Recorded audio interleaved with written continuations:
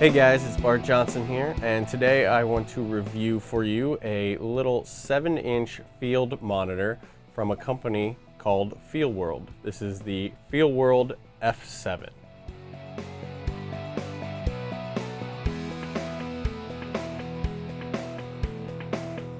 So a company called Pergear contacted me, who I believe is a distributor for this other company, Feelworld, that I had never heard of before, and asked me if I was interested in taking a look at this F7 monitor. And I said that I was. So they went ahead and they sent one over to me for me to take a look at, and here it is. This is, like I said, the Feelworld F7. So before we really get into all the specs of this monitor, let's quickly take a look at what actually came in the box.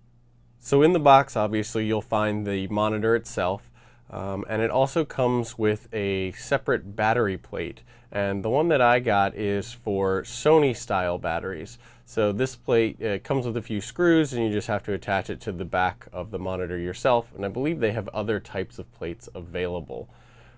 The kit also came with a Sony battery to go with the monitor, but it is kind of an off-brand, and I'm not quite sure how long the lifespan of this particular battery is going to be, but it's nice that they went ahead and included one so that you can get off and using it right away.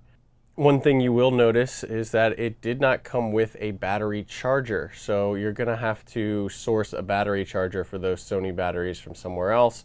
Maybe you already have one lying around, and you can find them pretty cheap and affordable online at various places. But I found it odd that it came with the battery but no battery charger, so that's one interesting thing.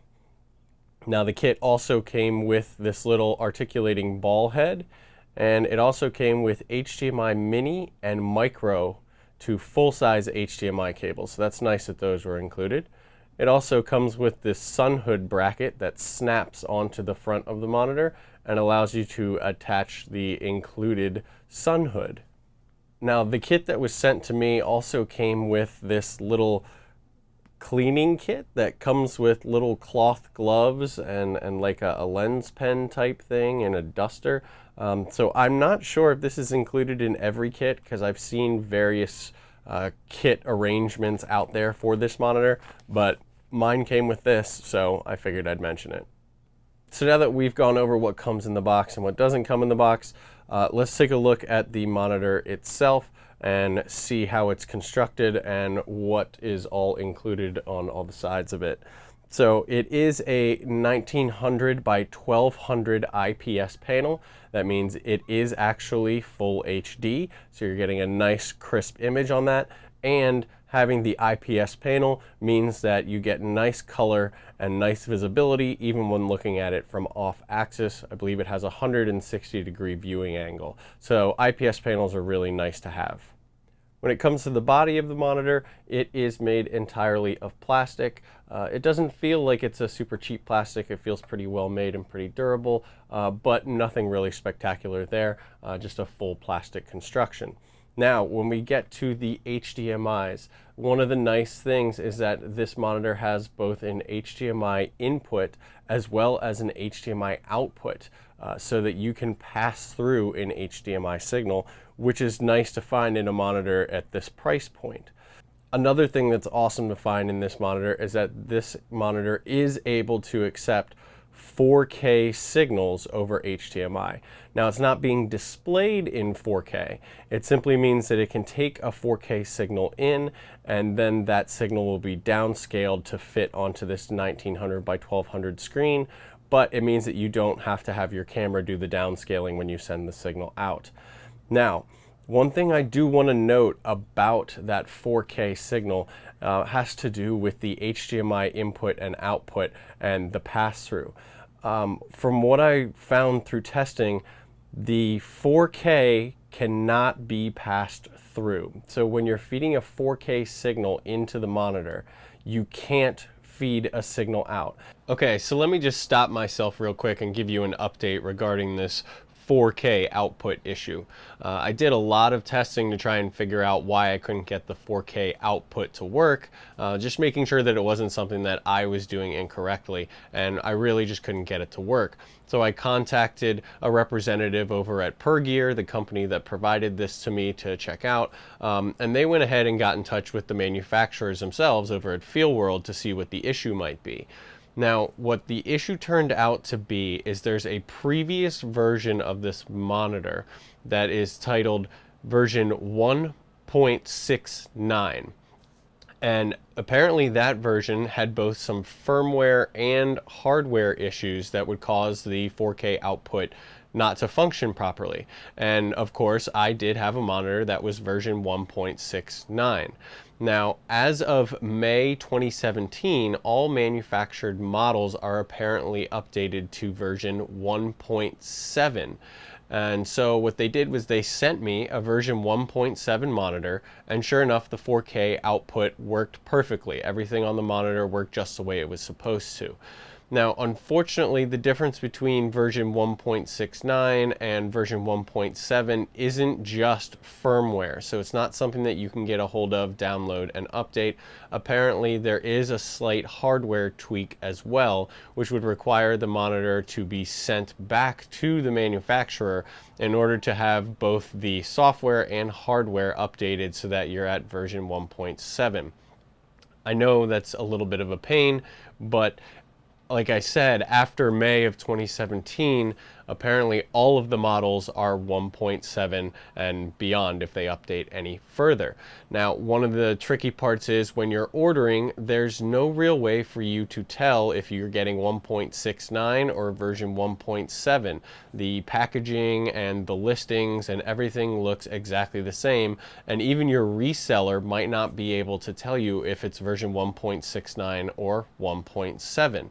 So when you do get your monitor, if you purchase one of these, make sure to go ahead and check what version you have in the menu system. If you have version 1.69, contact your reseller and see if you can have it sent back or if you can get a replacement unit with the updated 1.7. So now that that's all cleared up, I'll toss you guys back to my former self a few months ago and continue on with the review. So back to the body, it has 1/4-20 mounting threads on both the top and the bottom, so you have various options for mounting this. Down on the bottom section here, you'll find a USB port, which is used for firmware updates. There's also a headphone jack, so you can monitor audio directly from the monitor. And there's also a DC voltage input here from 7 to 24 volts. Now, another kind of odd thing is that it will take DC power, 7 to 24 volts, but there was no DC power adapter included in the kit.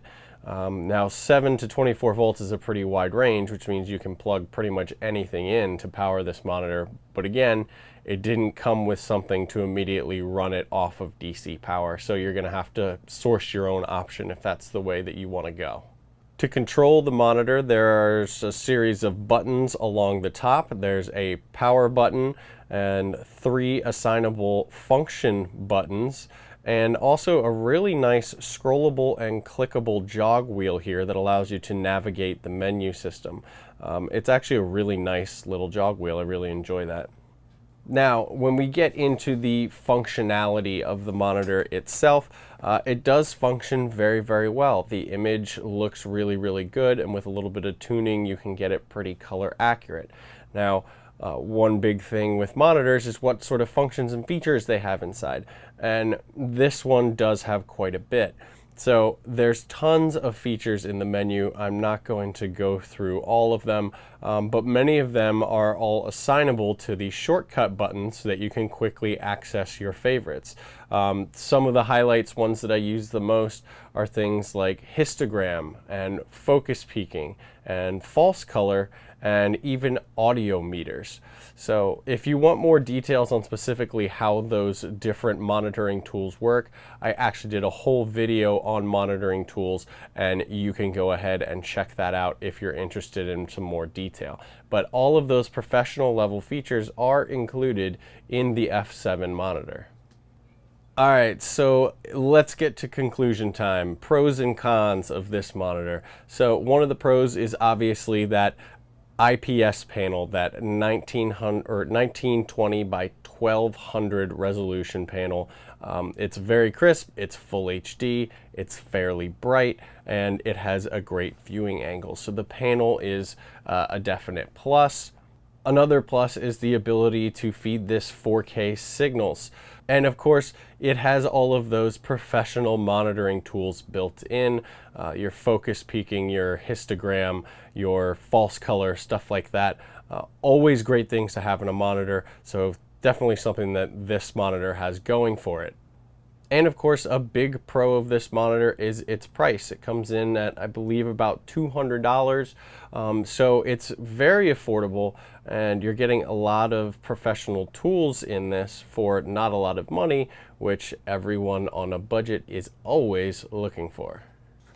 Now I want to talk about some of the cons, because I do have a few cons and quirks with this monitor. There's this little LED indicator on the front here, and this is always on even when the monitor is powered off, as long as there's a battery attached.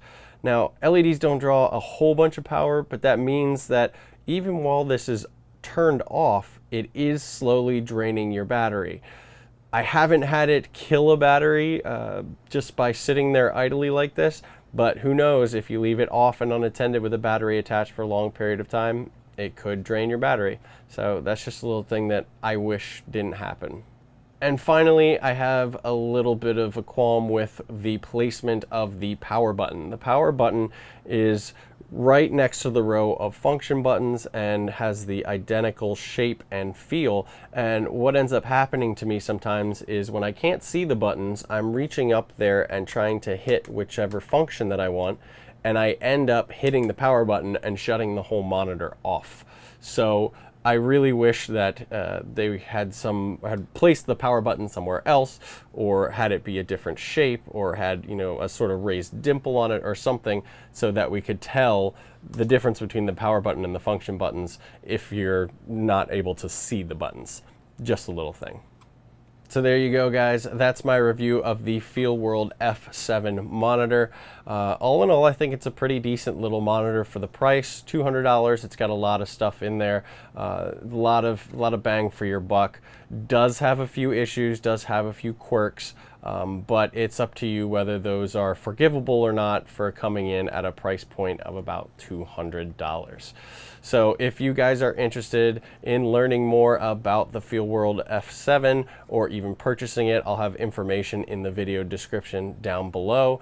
Of course, guys, please give this video a like if you liked it, a dislike if you didn't like it. I'll be okay with it. Just let me know why you didn't like it. And of course, please go ahead and subscribe to my channel so that you'll get notified whenever I have new reviews and other videos coming out. So thanks a lot for sticking around for this review, guys, and I'll see you guys next time.